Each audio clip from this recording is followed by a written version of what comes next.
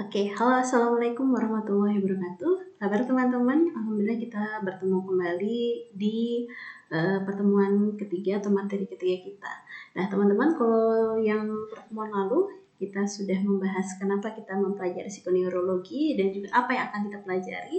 Maka kita mulai masuk ke pintu pertama atau ruangan pertama dari materi inti. Nah teman-teman, karena yang akan kita pelajari adalah sistem imun sebenarnya, tapi ternyata sistem imun ini sangat berpengaruh terhadap kondisi psikologis. Nah, maka yang akan kita pelajari dulu bagaimana sistem respon tubuh kita. Karena kalau kita belajar psikologi, kalau teman-teman ingat di materi psikologi umum, jangan dilupakan ya, kalau nggak salah semester 2 itu teman-teman membahas bagaimana fungsi syaraf tubuh kita itu merespon kondisi-kondisi di luar tubuh kita dan juga berpengaruh terhadap perilaku yang kita bentuk. Oleh karena itu, alhamdulillah kalau teman-teman masih ingat materi di semester 1, di semester 2 di materi psikologi umum ya tentang syaraf dan pusat atau syaraf pusat. Nah, ini yang akan kita pelajari ya. Baik. Sistem syaraf pusat atau sistem syaraf yang akan kita pelajari adalah sistem syaraf yang secara khusus merespon kondisi stres. Oke, kita mulai dari sistem syaraf, pembagian sistem syaraf ya. Nah, saya lihat sini dulu. Oke, kalau di sini adalah bagan yang menerangkan tentang sistem syaraf, apa saja dan posisinya ada di mana. Jadi sistem syaraf itu secara besar dibagi menjadi dua teman-teman. Yang pertama adalah sistem syaraf pusat dan sistem syaraf tepi. Sistem syaraf pusat itu posisinya atau lokasinya ada di dalam tengkorak dan juga di dalam tulang belakang. Ya, jadi sistem syaraf pusat ini dilindungi oleh tulang-tulang kita. Yang satu di tulang tengkorak, yang satu di tulang belakang. Lalu berikutnya adalah ada syaraf tepi. Posisinya itu ada di luar tengkorak dan juga di luar tulang belakang. Jadi di luar tulang tengkorak dan juga di luar dari bagian tulang bagian belakang. Ya. Jadi posisinya ada di luar syaraf-syaraf ini, berupa serabut-serabut. Oke. Nah, sistem syaraf tepi ini itu terbagi menjadi dua nantinya. Ada yang namanya sistem syaraf somatik dan sistem syaraf otonom. Nah, teman-teman, ini pembagian yang lebih rinci lagi. Jadi ini ya nervous system atau sistem syaraf pusat itu dibagi menjadi dua, central nervous system dan juga yang kedua adalah parietal syaraf system atau sistem syaraf pusat dan juga sistem syaraf tepi. Sistem syaraf tepi dibagi menjadi dua, ada sistem syaraf otonom dan juga sistem syaraf somatik dan otonom. Sistem syaraf somatik dibagi dua, yaitu sistem syaraf sensori dan juga motorik. Dan untuk sistem syaraf otonom itu dibagi menjadi dua, yaitu simpatik dan parasimpatik. Kita akan bahas satu-satu ya. Karena ini slide-nya panjang, nanti setiap slide akan saya jelaskan secara umum. Sisanya nanti kita akan diskusikan.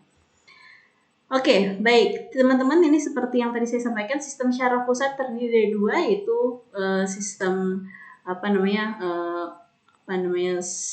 otak besar atau otak dan juga ada sumsum tulang belakang. Kita akan bicara di otak dulu atau otak besar. Ya, ada otak itu ada otak besar, otak kecil dan juga batang otak. Itu utamanya. Ya, ada 3. Sistem syaraf pusat itu ada 3. Otak besar, otak kecil, dan spinal cord atau batang otak. Oke. Nah, otak besar itu merupakan sistem memori dan juga sistem pemerintah utama. Jadi semua memori kita itu pusatnya ada di otak besar. Nah, di bagian otak besar ini dibagi menjadi 4 bagian. Ya, yang warna merah, kuning, biru, dan juga ungu ini. Bagian-bagian otak ini disebut dengan lobus. Ya, terdiri dari lobus frontal, lobus temporal, lalu lobus parietal dan occipital. Ya. Nah, lobus frontal itu di depan, otak depan ini, ya. Kalau kita ngelihat dari fungsinya ya, bukan dari bagiannya tapi fungsinya. Fungsinya lobus frontalis ini bertanggung jawab untuk kegiatan berpikir, merencanakan dan menyusun konsep. Ya.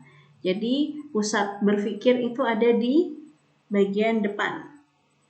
Jadi informasi-informasi yang ada di dalam memori kita ini diolah dan hasil olahannya itu ketika digunakan untuk merencanakan, menyusun konsep dan proses-proses berpikir lainnya itu pusatnya ada di bagian depan otak atau frontalis atau lobus frontal ya.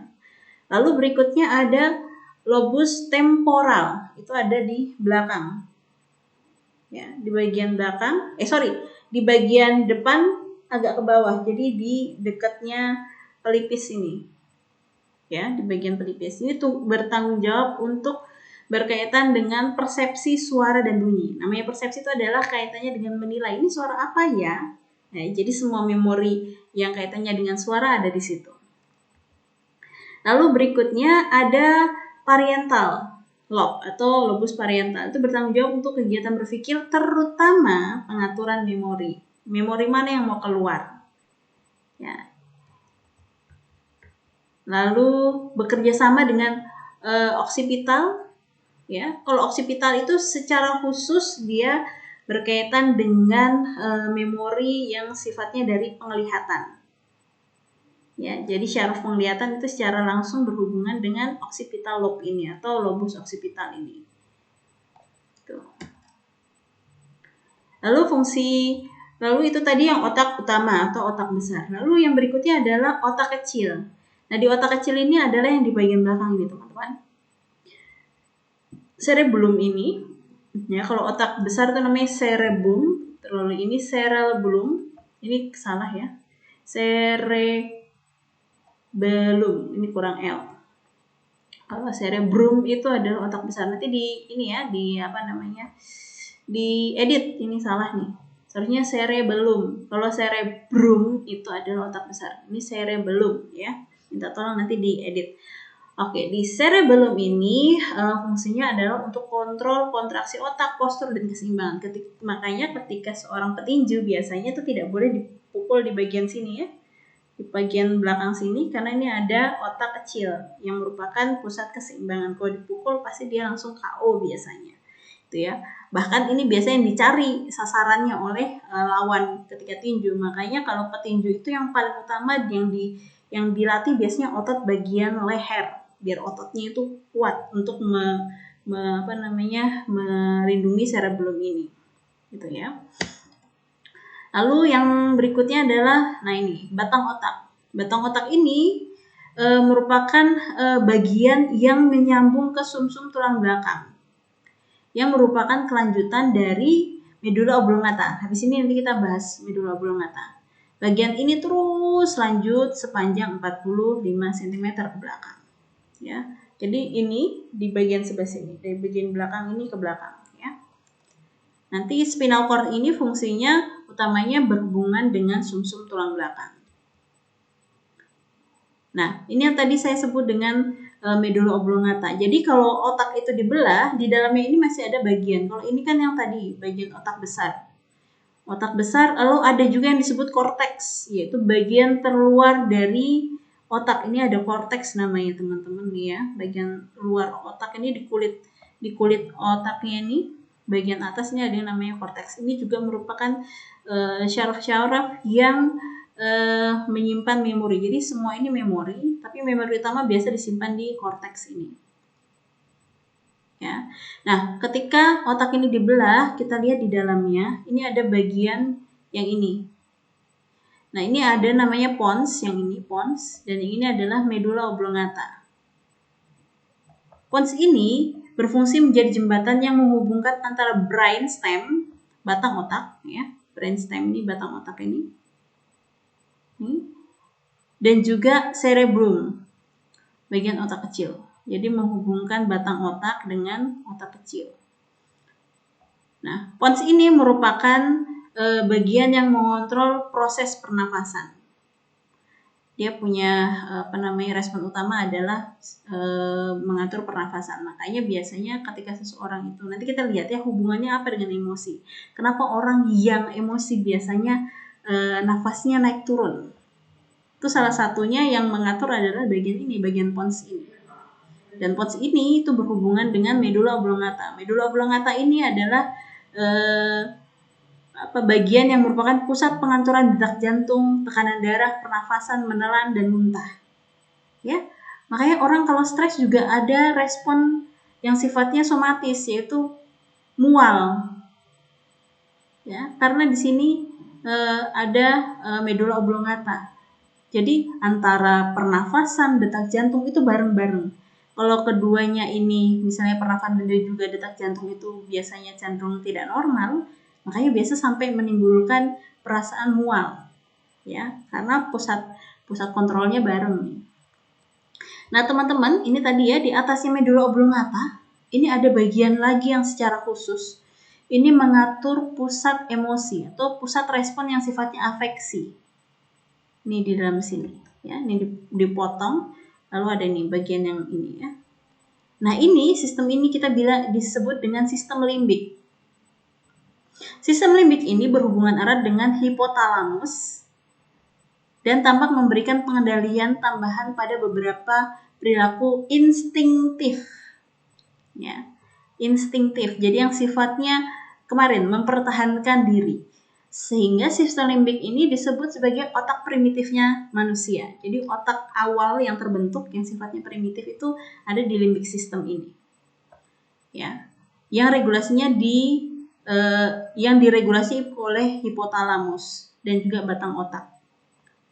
Ya, jadi sistem limbik ini bekerja utamanya adalah untuk pusat insting dan juga pusat afeksi atau emosi seseorang. Karena emosi itu adalah salah satu pertahanan awal manusia untuk mempertahankan diri. Dua bagian penting dari sistem limbik ini adalah hipokampus dan juga amigdala. Ya, hipokampus ini merupakan tugasnya adalah mengingat atau kaitannya dengan navigasi ruang. Ya, jadi kita mengira-ngira letak ini jauh atau tidak. Lalu kaitannya juga dengan kita ketika proses mengingat sesuatu, itu yang bekerja di hipokampus ini. Dan yang kedua adalah amigdala. Amigdala ini juga memiliki proses penting dalam proses memori. Nanti kita lihat ya sesudah ini kan kita bahas. Intinya adalah sistem limbik ini memainkan peran dalam ingatan dan mengatur dorongan yang lebih dasar. Jadi seperti yang tadi, sistem limbik ini adalah otak primitifnya kita. Jadi sistem responnya ini biasa adalah sistem respon, walaupun dia memori juga menggunakan memori, tapi responnya adalah respon yang sifatnya biasanya dalam rangka mempertahankan diri. Jadi biasanya responnya dia tuh respon awal, respon semi ketidaksadaran, atau bisa dibilang respon yang sifatnya refleks, gitu ya. Itu sistem limbik. Nah, di dalam sistem limbik ini akan tadi ada 4 bagian, yaitu hipotalamus, amigdala, hipokampus, dan juga talamus. Nah, di sini ya kita awal dulu. Talamus ini bagian yang paling besar yang ada di bagian tengah. Talamus ini berhubungan langsung dengan otak besar, teman-teman ya. Kalau kita lihat di sini, dia berhubungan langsung dengan otak besar. Talamus ini merupakan bagian yang bertanggung jawab dalam penyaluran informasi yang masuk ke bagian-bagian penting ke otak. Jadi setelah mengambil informasi dari luar diri seseorang, lalu masuk ke ke talamus dulu, baru dibagi-bagi foldernya istilahnya gitu. Oh ini memori bagian misalnya bagian yang bagian gerak misalnya masuk ke otak kecil. Terus ini ke bagian memori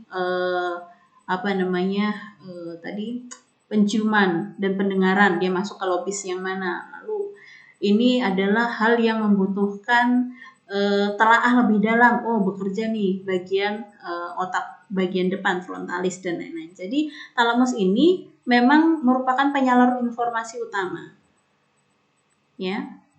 Baru nanti masuk ke bagian-bagian otak. Ketika seseorang membaca tulisan, maka informasi itu akan melewati talamus dulu.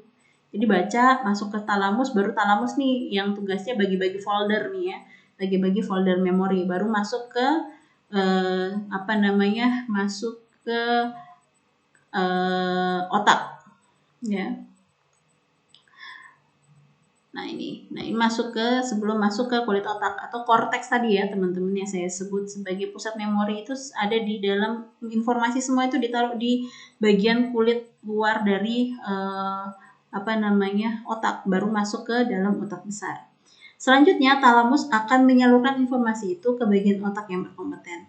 Ada kalanya talamus tidak menyampaikan informasi itu ke kulit otak, tapi langsung ke amigdala. Nah ini yang tadi saya bilang. Karena sistem utamanya si limbik ini bekerja secara primitif, dalam tanda kutip instinktif, sehingga kadangkala ketika respon atau ketika stimulus itu terbaca sebagai stimulus yang butuh dengan cepat direspon, maka yang akan muncul adalah respon yang diperintahkan oleh amigdala. Amigdala ini adalah pusat untuk pemberian respon yang sifatnya emosional. Jadi kalau emosi itu sifatnya adalah instingtif, jadi langsung respon gitu, ya. Tergantung pada hasil telaahnya si talamus ini. Ini membahayakan nggak? Kalau membahayakan dia nggak pakai mikir dulu, tapi langsung apa yang bisa dilakukan. Jadi amigdala yang langsung berperan di sini. Dia nggak dipikir, misalnya dikejar anjing nih, wah anjing ini berbahaya. Kalau saya nggak lari, kalau saya masih mikir ke arah mana saya bisa lari dan segala macam, wah saya bisa nggak naik bisa nggak lari lebih cepat daripada si anjing? Enggak, dia nggak mikir di situ, dia nggak masuk ke lobus frontalis dulu untuk mengatur strategi dan segala macam. Tapi biasanya ya udah, karena ada anjing, biar nggak digigit anjing, responnya apa? Lari, karena ada reaksi takut.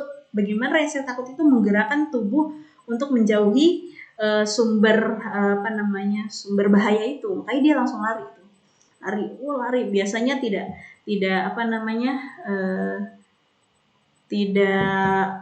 kuat lari, tapi karena amigdala ini memerintahkan untuk menjauhi bahaya, sehingga ada perasaan takut inilah yang akan membentuk energi, gitu ya. Lalu berikutnya nih ada hipotalamus. Ini yang kemarin kita sempat bahas ya. Hipotalamus ini adalah bagian otak yang merupakan pusat lapar, kenyang, perilaku seksual, mengatur keseimbangan tubuh seperti suhu, tekanan darah, dan detak jantung. Jadi nanti kita lihat bahwa kita akan terus membahas tentang hipotalamus ini, karena kita akan berbicara tentang sistem imun, karena sistem imun ini sangat berkaitan dengan ini, suhu tubuh, tekanan darah, dan juga detak jantung. Hipotalamus ini juga memiliki peran penting dalam emosi dan juga respon terhadap stres. Ya, garis bawahnya. Sehingga hipotalamus disebut juga sebagai pusat stres. Mengingat peran khususnya dalam metabolisme tubuh untuk bereaksi terhadap stres. Dalam hal ini, hipotalamus mengendalikan hipofisis untuk memproduksi beberapa hormon. Makanya si hipotalamus ini itu juga kemarin disebut sebagai bosnya atau pusatnya kerja hormon atau pusat kerjanya endokrin. Tapi bahkan dia posisinya ada di syaraf pusat. Ya. Oke. Nah, seperti itu. Jadi itu adalah bagian dari otak besar. Yang secara khusus yang mengatur respon stres itu ada di sistem limbik. Lalu setelah itu ke bawah tadi ya, lanjutannya spinal cord atau batang otak itu ada medula spinalis atau sumsum tulang belakang. Sumsum tulang belakang ini fungsinya adalah transmisi pemasukan rangsangan antara perifer dan otak. Jadi di sumsum tulang belakang ini merupakan kabel utama. Kabel utama yang nyambungin nih antara apa yang ada di luar tubuh dengan apa yang ada di otak. Jadi kabel utamanya itu ada di sumsum tulang belakang. Jadi syaraf sumsum tulang belakang ini berjumlah 31 pasang. Jadi di kanan ada 31, di kiri ada 31. Berfungsi untuk meneruskan impuls. Impuls itu adalah stimulus yang berjalan. Ya, stimulus yang ditangkap oleh panca indera dan masuk ke dalam tubuh itu atau ke dalam syaraf itu disebut dengan impuls dari reseptor. Reseptor itu adalah organ panca indera. Ya, reseptor itu adalah organ panca indera ke sistem syaraf pusat. Jadi ada kulit, ada mata dan segala macam tuh masuk lewat si kabel-kabel kecil, serabut-serabut saraf kecil masuk ke sumsum tulang belakang, dan sumsum tulang belakang diantar ke otak. Gitu ya. Nah, baru nanti otak memerintahkan seperti apa, lalu balik lagi dia lewat sumsum tulang belakang lagi, yang tadi informasi di otak, dilanjutkan lagi oleh serabut-serabut yang kecil-kecil itu, lalu diperintahkan mana nih yang harus bekerja, tangankah, kakikah misalnya, atau mata, atau dan lain-lain. Gitu ya. Jadi sumsum tulang belakang ini bisa dikatakan sebagai penghubung utama antara otak dengan syaraf tepi. Ya, teman-teman, jadi di dalam ini ya, di dalam ini sumsum tulang belakang, di dalam sumsum tulang belakang ini ada dua bagian. Jadi ada serabut-serabut kecil yang keluar dari sumsum tulang belakang. Inilah yang disebut dengan sistem syaraf tepi. Nah, sistem syaraf tepi ini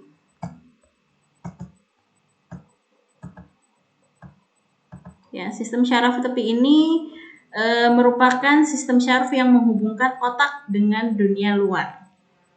Ya, terdapat dua bagian utama, yaitu saraf somatik dan juga saraf otonom. Ini yang tadi saya sebutkan. Jadi ini ya, sistem syaraf tepi ini yang kecil-kecil, yang serabut-serabut syaraf. Istilahnya kalau di sistem perkabelan tuh, ini adalah kabel optiknya. Tuh ya. Ini kabel optiknya kita nih. Kabel yang kecil-kecil serabutnya.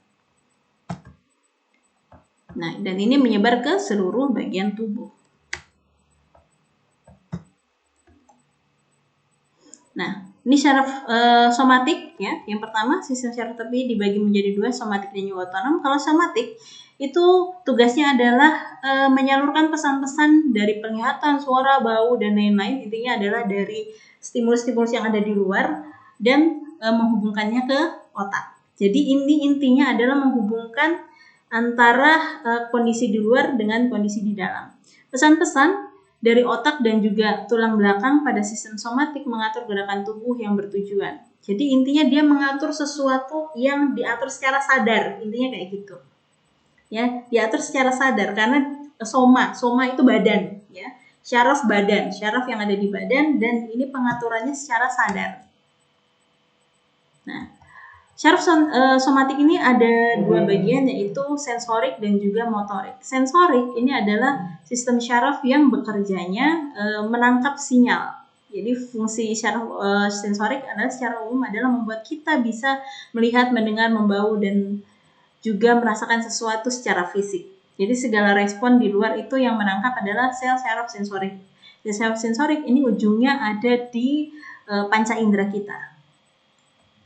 Nah, sistem syaraf sensorik ini atau panca indera bekerja secara spesifik dalam mendeteksi rangsangan tertentu. Jadi ya kalau syaraf sensoriknya berujung di mata, ya kaitannya dia menangkap stimulus yang sifatnya adalah penglihatan dan lain-lain. Lalu berikutnya ya, jadi kalau sensorik adalah menangkap.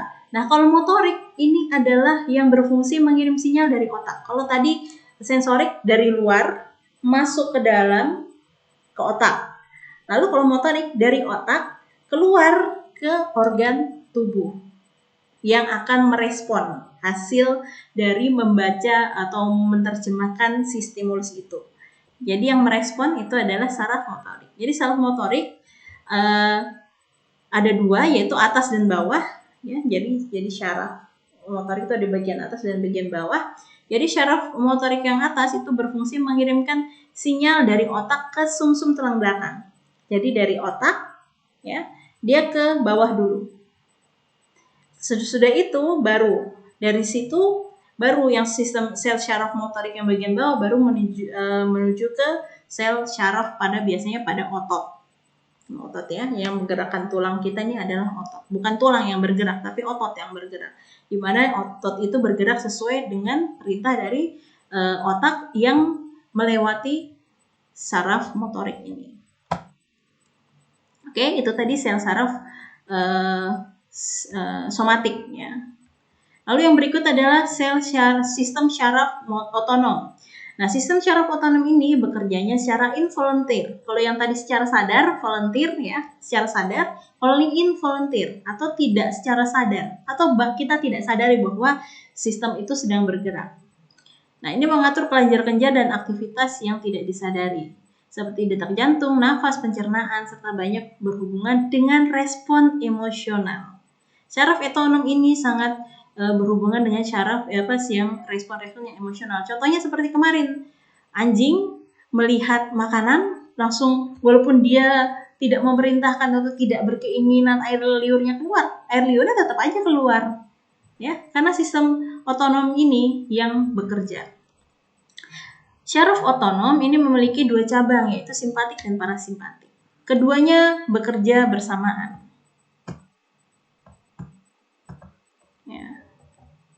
Tanpa disadari oleh manusia. Nah, sistem syaraf parasimpatik ini umumnya disebut dengan housekeeping system yang menyebabkan organ dalam itu bekerja secara normal atau sistem bekerja untuk menghasilkan kondisi tubuh yang normal. Ini disebut dengan homeostatis. Jadi tubuh kita ini sudah punya sistem biar tubuh kita ini tetap stabil. Nah, sistem kerja yang seperti ini disebut dengan kondisi ataupun kondisi homeostatis, yaitu bekerja untuk mendapatkan sebuah kondisi yang normal. Dan yang bekerja adalah parasimpatik. Ya. Jadi cenderungnya dia menenangkan biasanya. Nah, satunya sistem simpatik ini bekerja dalam keadaan stres, sehingga disebut dengan fight or flight system. Dia mau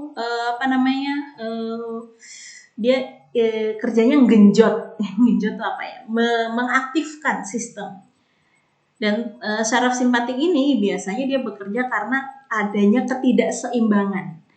Jadi ketika reseptor kita menangkap adanya sebuah stimulus dan stimulus itu oleh otak dirasa sebagai sesuatu yang membuat tidak nyaman dan lain-lain atau diterjemahkan sebagai stres, maka saraf simpatik ini mulai bekerja, yang akan mengaktifkan kerja jantung, yang akan memerintahkan hormon untuk bergerak keluar air liur dan lain-lain.